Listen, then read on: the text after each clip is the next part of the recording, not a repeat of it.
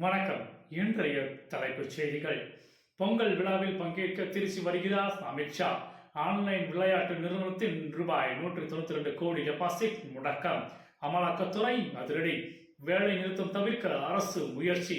அரசு ஊழியர் சங்கங்களுடன் அமைச்சர் நாளை பேச்சுவார்த்தை. அணுசக்தி நிலையங்கள் பட்டியல். இந்தியா பாகிஸ்தான் தகவல் பரிமாற்றம். வங்கதேசத்தில் தொடரும் இந்துக்கள் மீதான தாக்குதல். மேலும் ஒருவர் மீது தீ வைப்பு. டெல்லியில் அமலாக்கத்துறை சோதனை தொடர்கிறது. மேலும் ரூபாய் 1 கோடி பறிமுதல். புத்தாண்டு கொண்டாட்டத்தில் உக்ரைன் ட்ரோன் தாக்குதல். ரஷ்யர்கள் 24 பேர் பலி. போதையில் வந்த ஏர் இந்தியா விமானி தடுத்து நிறுத்திய கனடா அதிகாரிகள். நியூயார்க் நகர மேயராக பதவியேற்றார் இந்திய வம்சாவளி மம்தானி.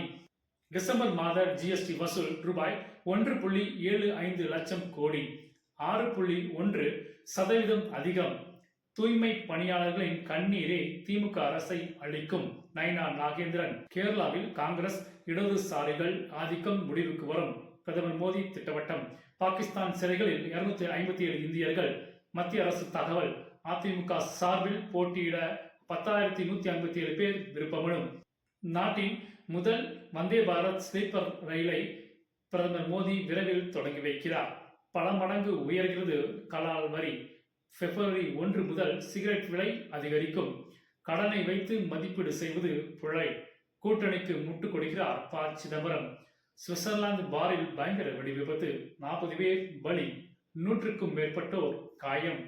பலவீனமாக இருந்தாலும் அதிமுக தான் எங்கள் போட்டியாளர், சொல்கிறார் உதயநிதி.